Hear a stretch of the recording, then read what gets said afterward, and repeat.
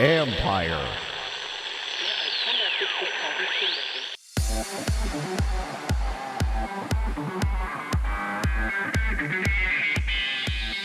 They succeeded in Webs 1 and 2, and now comes the latest. I think the short answer is human beings who are super talented, paying very close attention to what's going on in all of these places and trying to really decode and read the tea leaves and figure out how we can leverage the insights to create better products. That's Nick Miaritis, Executive Vice President at Vayner Media, where listening to the fans is guiding branding decisions. This is the Future Sport Podcast. I'm Bram Weinstein.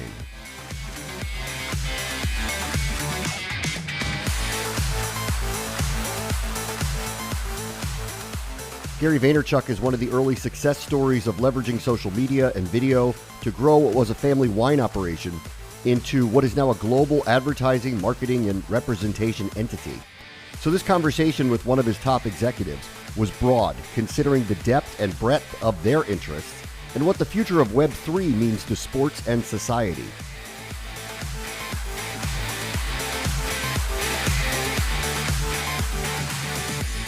Our guest this week is Nick Miaritis, who's the Executive Vice President at Vayner Media. We're going to have a nice, long, broad conversation about sports tech, branding, and advertising in a modern space. Hi, Nick. How are you?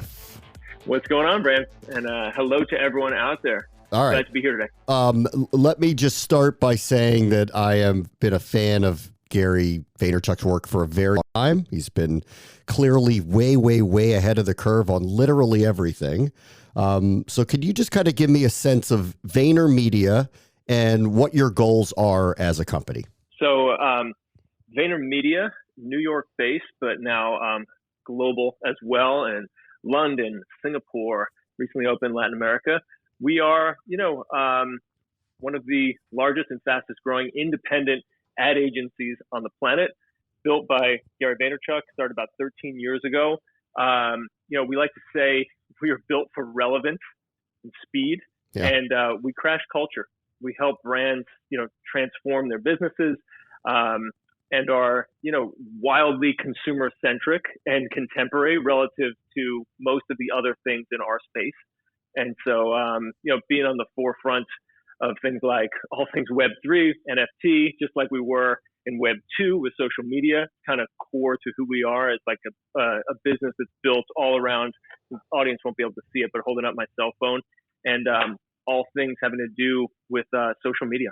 So many of the things that you hear Gary talking about in his content are concepts and principles that we apply in our company for Fortune 1000 brands the world over. When you say wildly consumer centric, what do you mean by that? Could you give me an example of that? I think we're obsessed with a few things. One is, what do human beings, consumers, all of us, actually pay the most attention to? And I think when Gary started the company, he saw what was going on was one of the biggest shifts in attention ever in human history onto the mobile device, which, from a tech standpoint, was really one of the first one-to-one technologies that literally 9 billion of us will have these devices in our hand over time.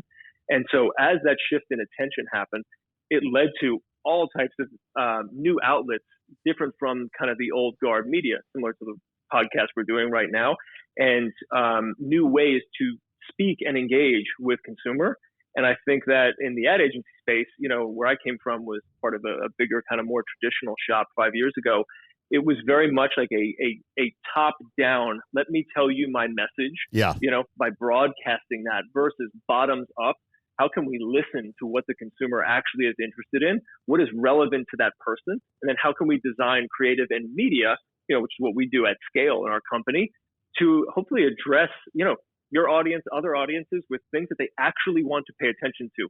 And I think for everybody listening out there, probably like you and I, is that like that skip button on advertising is like the best thing ever. We always fucking hit it. Yeah. And I think what we're obsessed with is like when you say consumer centric is how do we get somebody to want to engage with something, to not see it as a shitty interruption that's costing them time, but something that hopefully adds some value, whether that's sweater that they've always wanted, that they've been scrolling on and they see on Instagram, or, we have 110 million people's attention on the Super Bowl and the biggest stage, and we give them something that makes them laugh or smile or cry or think, and does, great for our brand, but also with empathy for that consumer and the attention that they're hopefully giving us. All right, two things. My career started in AM sports radio, so you can't call podcasts old yet. I'm just not ready for that.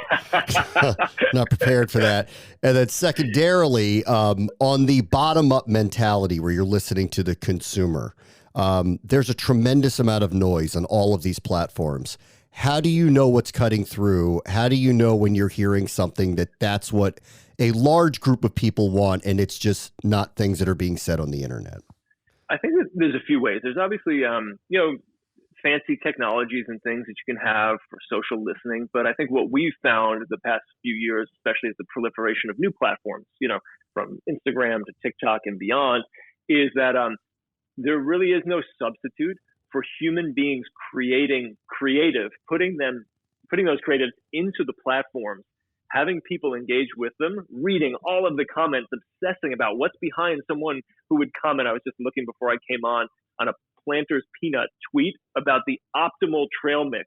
And it was a poll within Twitter. Within 2 hours of this poll, and everybody can go on and check it out on Twitter, there's thousands of people sounding off on how much they hate raisins and trail mix. So today we're thinking, fuck, do we need to optimize the actual mix of the nuts in a trail mix based off of, what has become kind of like the world's best machine for collecting actual consumer insights, because we all share so much in these places now. So I think the short answer is human beings who are super talented, paying very close attention to what's going on in all these places and trying to really decode and read the tea leaves and figure out how we can leverage the insights to create better products, create better advertising. So that really is no secret sauce, but you got to get obsessed with getting closer to the consumer. But these platforms allow you to in a way that's never happened before. Okay, let's take some big topics. NFT. Give me a sense of just kind of how you view that. And I know that that's a very broad thing to discuss, but how are you all viewing that in relation to, for our audience, sports branding and sports technology? Yeah, I think, for anybody who's heard Gary talk on this and the moment that we're in right now, which is kind of like this crypto winter in culture, I think most people are aware of this by this time. I would say that, number one is this first phase of awareness and people getting into the NFT market, I think will be very similar to the early Web 1.0 moments, the late 90s, where it was kind of the gold rush of the internet, the pets.com, the insane valuations, and then a big crash and pullback. I think we're living through that moment right now. And I think Gary called that probably literally a year ago now, when he started seeing some of the dynamics playing out in the market where everyone was just launching a project and everyone was going, quote unquote, to the moon. And so I think the culture around it definitely has shifted these past few weeks and months now. But I think the underlying technology, the use case, the potential applications are as obvious to us as Web 1.0 and Web 2.0 were. And I think this is going to bring, forward a whole new way, especially on the sports side, to think about everything from ticketing to loyalty to, defining fandom through the blockchain and NFTs. So it's really cool. I had a real taste of this where I finally was like, oh shit, this is really real. When Gary did his conference in Minneapolis called VCon, you can check it out online. It's just go to @VCon or vfriends.com. And it was the first ticketed event that was ever done through NFTs. And once you had that ticket in your wallet and you went through the security and, at the Viking Stadium, and you saw the seamlessness of A, the technology, and B, the fact that that ticket now can live on forever on the blockchain, and what that ticket can do can change 100 times a Sunday. It's infinitely variable versus a one and done experience. Just opens, the door for so many creative applications of something as simple as a ticket to a sporting event, which, I'm sure for like the past 500 years, no one's really thought very differently about that other than making sure it's legit and not fraud, which is also a big thing that NFTs and blockchain will help solve even more than it's already been solved. So I think, we're starting to see some interesting applications, NFTs for access into interesting experiences in the real world, I think is something the next 6 months, 12 months, you'll see a lot more coming out on. I think that, everyone from the NFL to the NBA to MLB is going to be considering like in perpetuity, how do we think about NFTs, the tokenization of memorabilia, collectibles. You've already started to see that, but definitely like more use cases around digital and physical experiences is something we're pretty excited about right now. So I think we're still in that early moment, though, to the original question of the most creative people in the world are getting into this space more and more each day. And we're seeing from like the simple, JPEG with an ape on it to things that are much more scaled and interesting from a creative use of the technology. Okay. But still very early. So as you're listening to fans from the bottom up, what do they want these things to do? Does it have to have a utility attached? Do they want to collect them? What is it for them? I think so far you've seen both, but I think it's important. And what's always so hard about this, and I'm not sure how you lived through Web 1 and then Web 2, but in the early stages of social media, you had things like the average consumer being like, why would I ever share a picture of my baby on a thing called Facebook? That's fucking nuts. Like, that's just not what we're going to do. As I still think it's nuts, but go ahead. Or like, why did they post that I ate at Pizza Hut last night? Yeah. Like, why? Like, why? I think we're in that phase where there's definitely a lot of, I would say, the technology and the creative community leading, and the fan catching up to that and saying like, oh, I am open to this and I'll try this. And it's still so early in the adoption of the technology that I think the average fan hasn't really wrapped their head around what's possible, because innovation needs to happen first. But I would say that what I'm getting more and more excited about, and I think as a company, Vayner NFT, which is one of the companies under the Vayner X umbrella, is seeing some remarkable things with brands with limited edition products, with the ability to offer experiences in stadium or with athletes. I mean, the one that just like tracks all the way back to Gary's project, Be Friends, that I am obsessed with, and since day one have been obsessed with, is he created a thing called a gift goat. And so this is an animation. This is a JPEG with an illustration of a goat on it, known as the gift goat. And 6 times a year, he has to gift any of the holders of the gift goat whatever he wants. Physical, digital gifts. Could be an NFT, could be a pair of shoes, could be a Tesla, could be Super Bowl tickets. But for 3 years, he has to do that, and he can adjust along the fly the terms of exactly how long it's going to go for. And it's the ultimate in kind of like surprise and delight. And so I think there will be applications probably this year, maybe early next year, on real, like, anyone who holds a season ticket holder, things like that. I think you're going to start to see more and more like the ownership done through NFT with all types of experiences attached to those things. That what's cool about them is that they can be like infinitely variable. And then what's super cool is you can sell that and make money off of it. And whoever actually issued it can collect the royalty every time it's sold. And I think that's a really big difference from anything that came before it, where, if you had a t-shirt, that's sold on eBay, from the Jets 2 years from now, they don't make any money on that. And I think that alone, the royalty aspect and the ownership transfer, makes NFTs just fascinating from a business standpoint for any organization or team. Guys, are you looking for that extra confidence when it's time to have fun? Let me tell you about BlueChew.com. BlueChew is a unique online service that delivers the same active ingredients as Viagra and Cialis, but in chewable form and at a fraction of the cost. BlueChew's tablets help men combat all forms of ED. BlueChew is also an online prescription service, so no visits to the doctor's office, no awkward conversations, and no waiting in line at the pharmacy. And it ships right to your door in a discreet package. The process is simple. Sign up at BlueChew.com, consult with one of their licensed medical providers, and once you're approved, you'll receive your prescription within days. And the best part, all done online. BlueChew's tablets, made in the United States, and they prepare and ship direct, so it's cheaper than a pharmacy. And here's a special deal for our listeners. Try Blue Chew free when you use our promo code FUTURE, F-U-T-R, at checkout. Just pay $5 shipping. That's BlueChew.com, promo code FUTURE, F-U-T-R, to receive your first month free.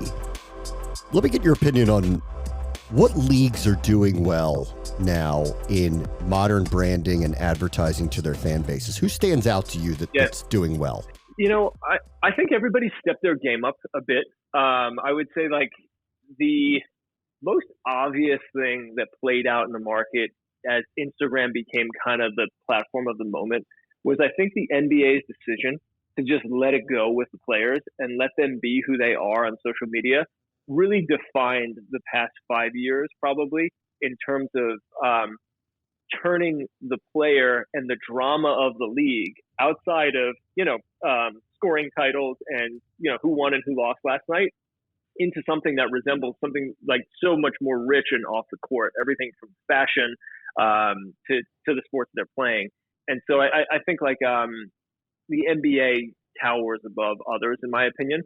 And obviously, I think the NFL has made huge strides as well. I just think that the culture around the NFL is as strong as it's ever been. Obviously, they've got some issues they've had to work through, but I think like they also have adopted more of the NBA style openness around, players leading and players becoming the faces. And I think in an awesome way that's made their leagues more relevant than say some others who held back on that. As for the teams, I wonder what you think. Do you think they're equipped to do this? Do you get the sense that they are built and structurally organized to have this modern outreach? Because it feels like at times that the leagues are, but the member clubs aren't. Is that fair? Yeah. I would say yes and no. Obviously, certain teams do it better than others, but I would say that everyone that I speak to in these leagues, and I work with, some of the smaller sports as well. So I was a lacrosse player in college, have stayed close to that game. What Paul Rabel's done with the PLL, the Professional Lacrosse League, same thing with the Women's League with Athletes Unlimited, which is a new league, volleyball, lacrosse, softball. I just think that everyone has like the 101 execution down pretty well.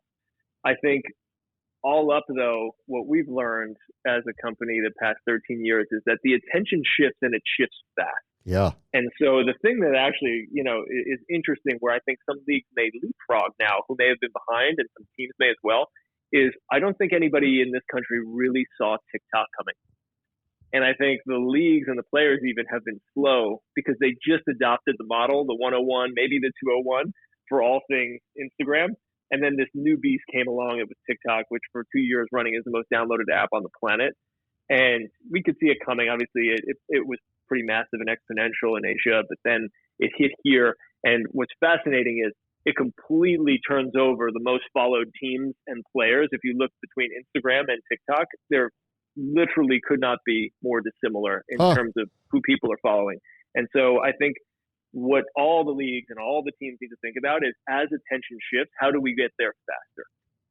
Like The Rock had the Instagram moment of all time. One of the most followed, Kim Kardashian. They're not in the top 5, I don't think, on TikTok. So, like people like Kabe Lame, who maybe people in your audience may or may not be aware of, like tower over him in stature on TikTok, which speaks to a whole new generation of fans. And so I think the ability to move quickly with speed and relevance into new places is probably what all the leagues really need to get focused on this next year because the TikTokification of things isn't slowing down. Okay. It's only speeding up. Let me talk about some large platforms with you and just see how that kind of sits with you as well. Amazon is going to start airing Thursday Night Football, so they are officially in. Apple has picked up baseball games. They're going to be picking up a lot more rights as well.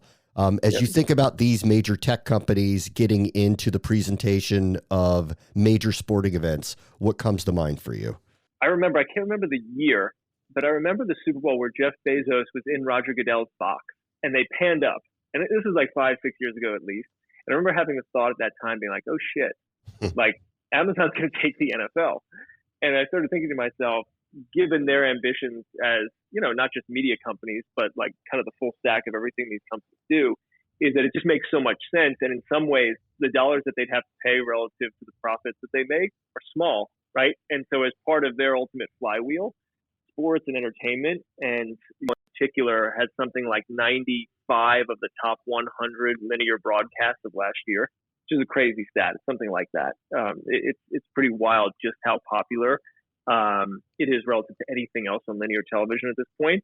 I felt like, they understand attention really well. They also understand that they need to attract that attention deeper into their ecosystem of services all the way down to, buying soap on Amazon. And I think it creates for them like the perfect top of the funnel opportunity to execute all the way to the bottom of the funnel.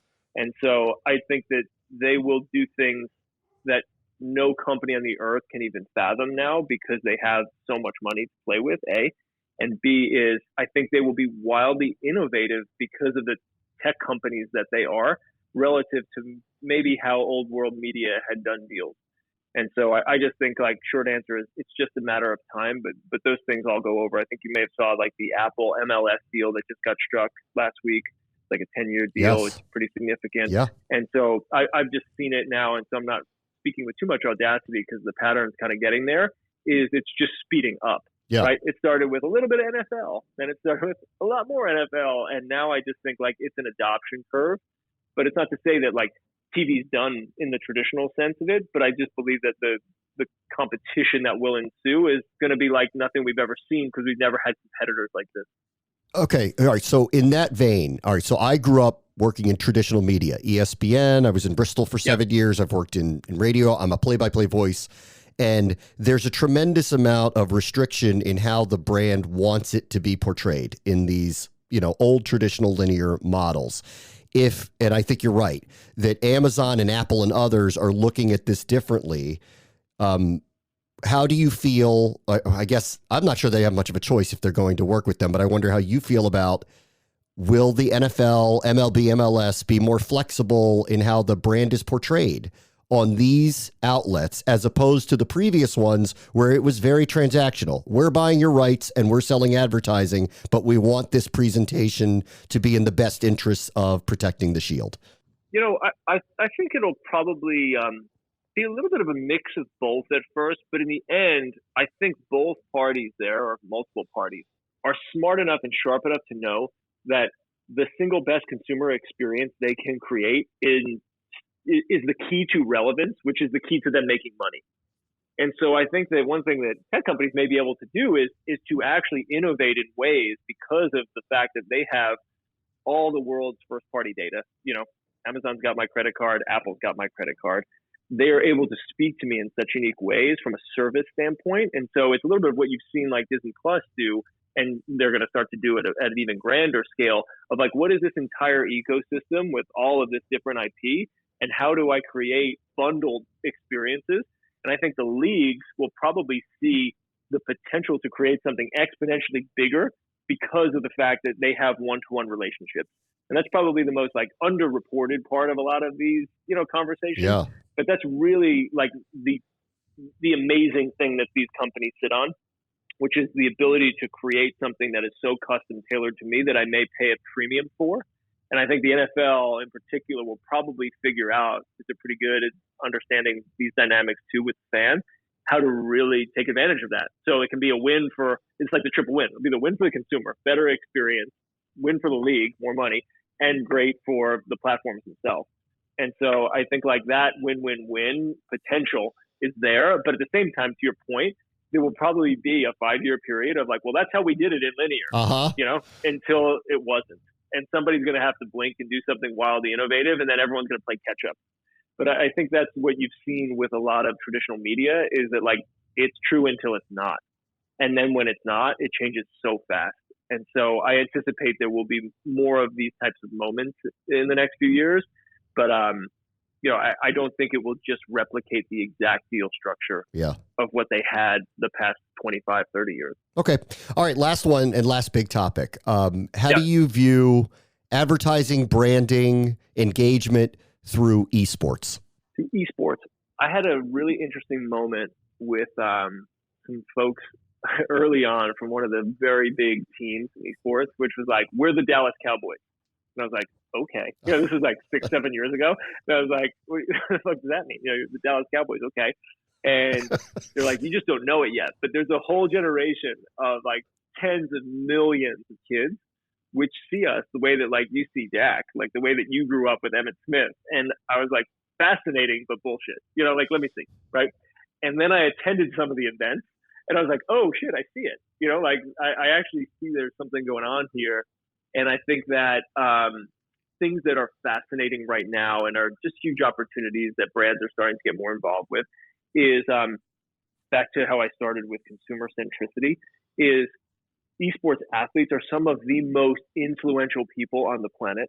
And what's fascinating about them is that they stream into our, kids and now adults monitors for hours on end, which when you think about it, like the potential is just very different because of how captive that audience is to, potentially not just do shitty advertising with banner ads and all of the things that you could do in that environment, like the organic and authentic integration with the athletes themselves in the platforms like Twitch. I'm just seeing like to be really interesting and cool and do phenomenal things for their communities as well for brands. And so I think we're kind of in that phase right now where it's like the seamless integration of brands that are relatable to that person's audience and even to that esports athlete absolutely crush it at the moment. And I just think that like it's still new and somewhat nascent for the Fortune 1000 of how to scale that.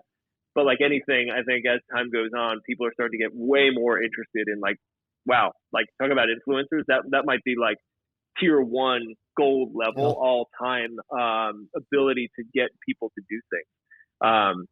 So like that's what's going on there, and I'm super excited about it. And then I'm sure that will go into the metaverse and all things gaming there and do like wild new executions of that as the metaverse comes, to life the next few years. Nick Miaritis is the Executive Vice President with Vayner Media. Thank you so much for joining us. Thanks, Bram.